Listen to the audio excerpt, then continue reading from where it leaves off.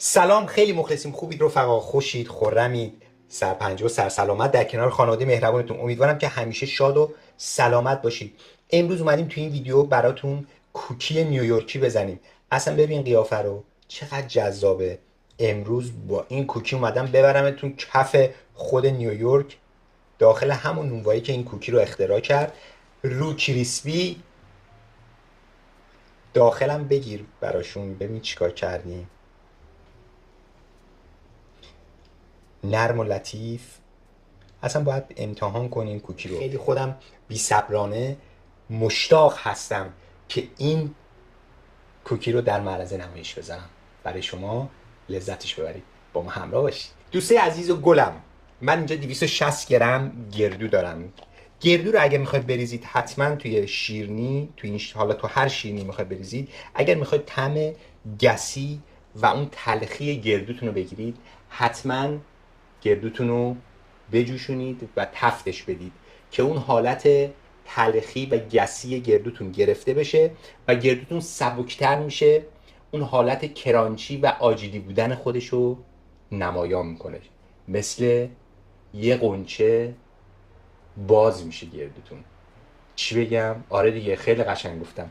پس بریم اول گردومون رو، قنچه است، بازش کنیم، گلاشو اینجوری ور بیاریم. این کار رو روی اجاق انجام میدیم. با ما همراه باشید. من اینجا آب جوش کردم.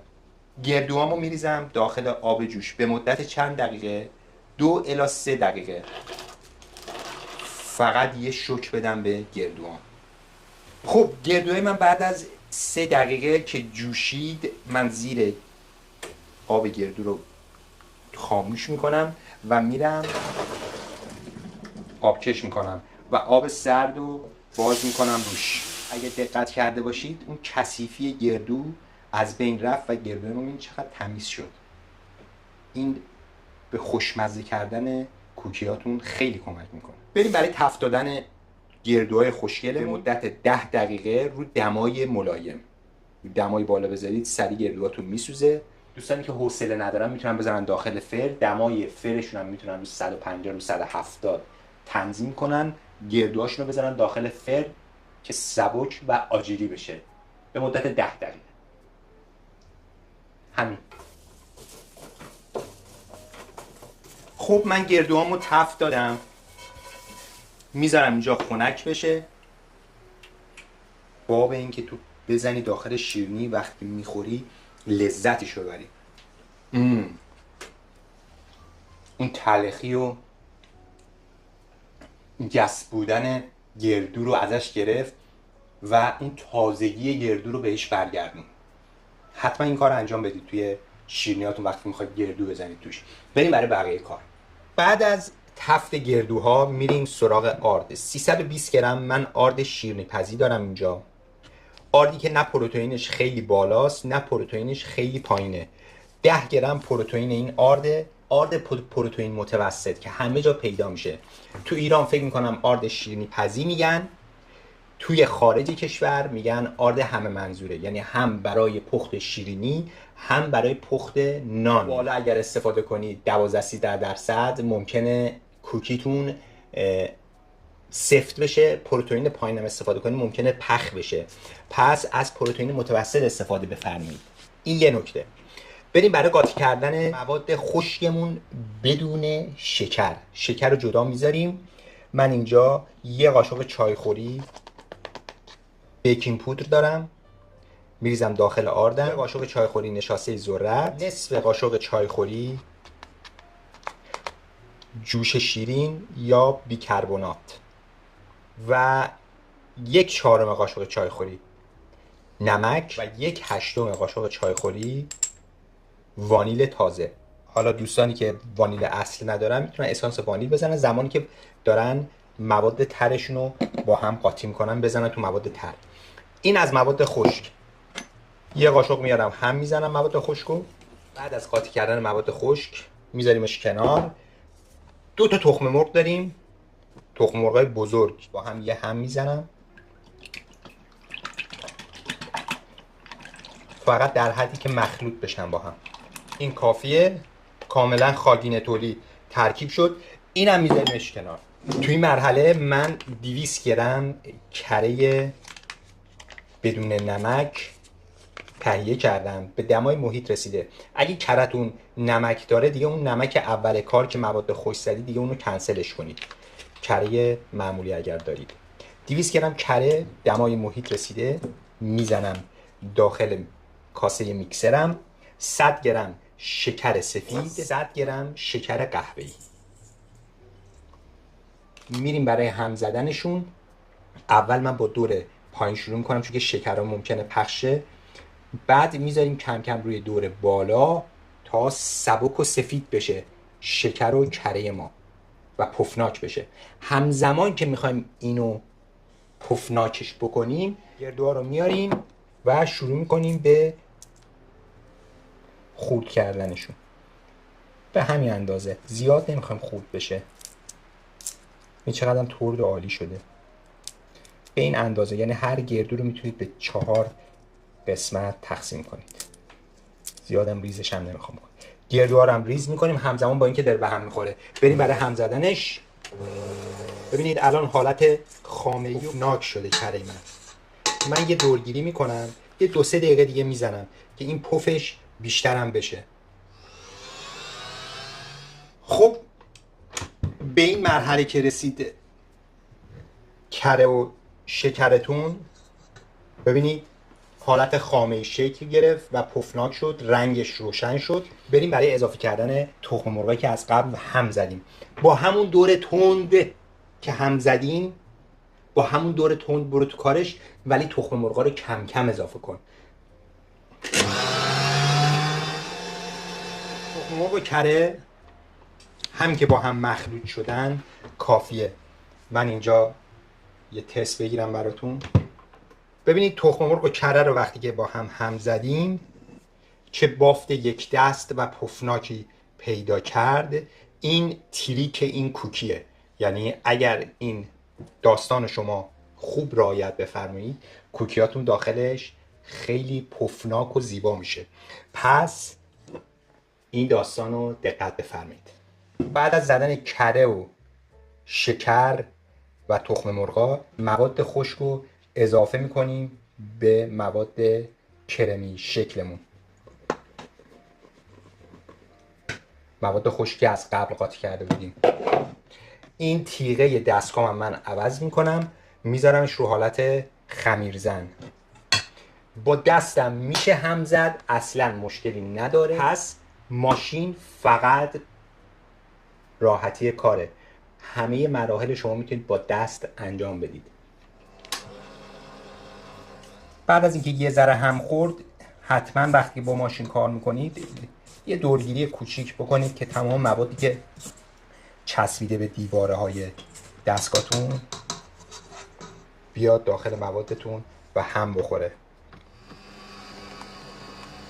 زمانی که آردمون رو ریختیم داخل موادمون زیاد هم نمیزنیم، فقط در حدی که یک دست بشه. با دور متوسط من هم زدم، فقط یک دستش کنید، زیاد هم نزنید. الان میخوام شکلات بریزم داخلش. 150 گرم شکلات تلخ دارم، 150 گرم شکلات شیری. حالا این شکلات ریختن داخل کوکی دیگه سلیقه‌ایه. شما میتونید همشو تلخ بریزید، همشو از یه مدل دیگه بریزید. من 150 گرم میریزم داخلش به امید خدا، ببینیم چی میشه. 150 گرم شکلات شیری و 150 گرم شکلات تلخ. البته شکلات تخته‌ای هم هست که برای توی شیرینی به کار میره که شما میتونید خودتون خوردش کنید، مثل همین گردو بریزید داخل کوکیشون. حتما لازم نیست از این پولکی ها باشه، یا بهش میگن تو ایران بهش میگن دکمه‌ای، پولکی، نمیدونم چی میگن. بعد از ریختن شکلات داخل میکسرمون، من اینجا این گردوی خوشگل فراوان میریزم داخل میکسرمون، ماشینمون. کوکی نیویورکی اصل اینه، پرملات مردافکن. بریم موادمون رو هم بزنیم ببینیم چی در میاد. خب مواد ما هم خورد.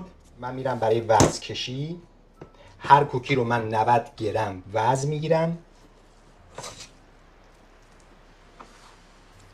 90 گرم کوکی رو اصلا فشردهش نکنید، فقط در حدی که یه فرم گرد بگیره، اصلا فشارش ندید به هم. بذارید داخل یه سینی فر، کفش هم یه کاغذ بندازید. داخل کوکیاتون باید داخلش هوا باشه، اصلا کوکیاتون رو به هم فشرده نکنید که اون بافت اصلی کوکی نیویورکیتون به هم بخوره. دست رو ببین، اصلا وزنه است. خب مواد ما 14 تا کوکی 90 گرمی به ما داد. من اینها رو میذارم داخل یخچال به مدت چقدر؟ به مدت 1 ساعت تا کرش خودش یه ذره بگیره، مواد با هم آشتی کنن. تا 1 ساعت دیگه مواد داخل یخچال میمونن، برمیگردیم. با ما همراه باشید. برگشتیم بعد از 1 ساعت استراحت. کوکی ما داخل یخچال. قبل از اینکه کوکیامون رو بذاریم داخل یخچال، من یه نکته فراموش کردم بگم. فرتون رو بذارید گرم بشه رو دمای 200 درجه سانتیگراد. فر بالا پایینم همزمان من روشن کردم. فر ما داغ. کوکیای ما استراحت کرده داخل یخچال، بریم بذاریمش داخل فر. به مدت چقدر؟ به مدت 1 رو. کوکیا رفت داخل فر. به محضی که گذاشتینش داخل فر، دمای فر رو کم میکنید، میاریدش رو 175 تا 180 درجه سانتیگراد به مدت 1 رو. بریم و برگردیم ببینیم چیکار کردیم.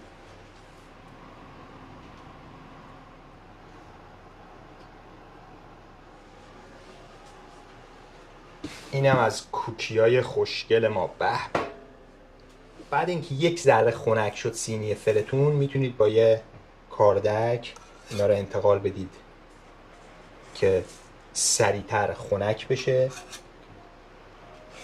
و رطوبت شیرینی‌های ما رو از بین نبره. هم از رطوبت یعنی همون بخار خود سینی فره. این خیسی‌ها باعث میشه که شیرینیتون یه ذره کیفیتش بیاد پایین‌تر. پس من سریعتر انتقالش میدم که زیرش هم هواخور داشته باشه. بریم برای تست و امتحان و مزه کردن این کوکی جذاب. ببین چی شده. به به. این از بافت داخل و اینم حتما کوکی که شما میزنید نیویورکی باید داخلش نرم و لطیف باشه و روش کریسپی. به سلامتی همتون.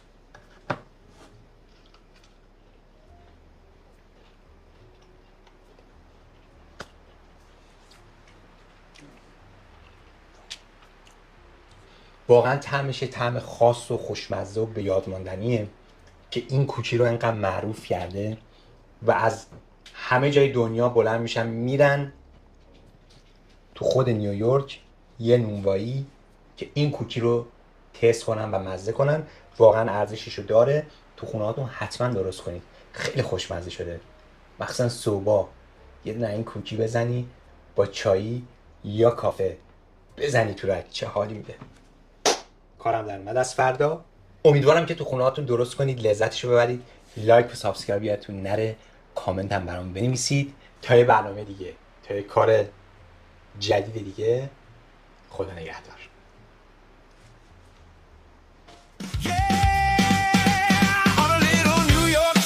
Where the morning ovens glow, two friends chased a dream together on a simple bakery road. Pam and Connie bake with passion every loaf by hand each day. Never dreamed one giant cookie would steal the world away. Training for a triathlon, they needed something strong. One giant chocolate walnut bite and history rolled along. Yeah, Levain, New York's sweetest sound, golden on the outside with the gooey center found.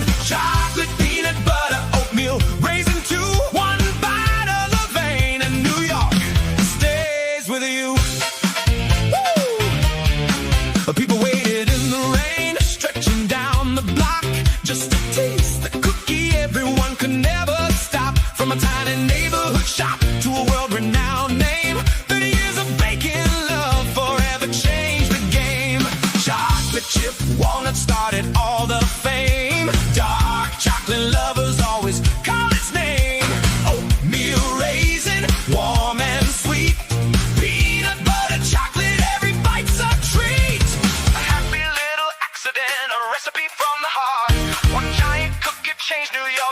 That's where legends start. Lavaine, Lavaine, Lavaine, Lavaine, New York, shining bright, crispy on the outside, soft and warm inside. From one dream between two friends to a bakery hall of fame, homemade cookie changed the world. Lavaine became the name.